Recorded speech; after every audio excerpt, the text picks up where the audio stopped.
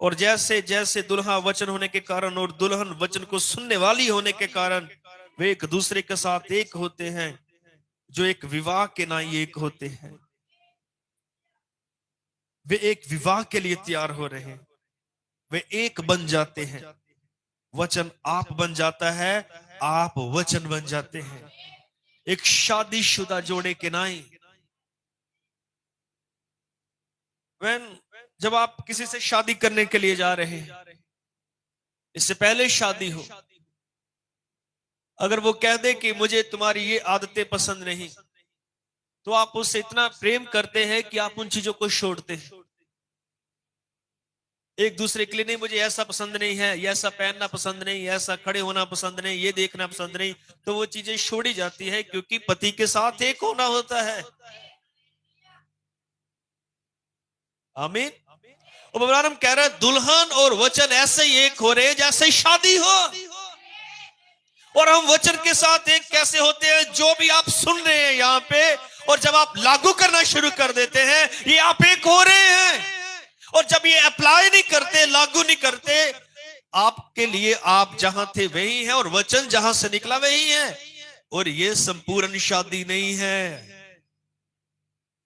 जब तक पति और पत्नी दोनों एक नहीं। That marriage is not perfect marriage. जब आप एक हैं तब ये सिद्ध शादी है।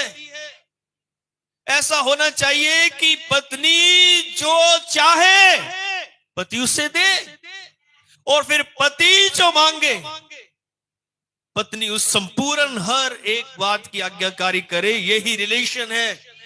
यहां वचन कुछ कह रहे हैं, आप कुछ कर रहे हो।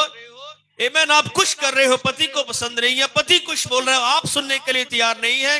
What are you doing? कौन से शादी और कौन से मैसेज में आप, जब वो आपको कुछ कह रहे हैं इन दिनों में करने के लिए, और आप कुछ और ही कर रहे हैं, नजरअंदाज कर रहे हैं लापरवाही की तरह अपने कामों के द्वारा। ये कोई रिलेशन नहीं। और इसका रिजल्ट क्या निकलेगा? आज तो आप कह रहे हैं यही किश्ती में सच्ची किश्ती है, और एक दिन आप कहेंगे यही किश्ती सच्ची किश्ती थी है से थी पे आ जाएंगे।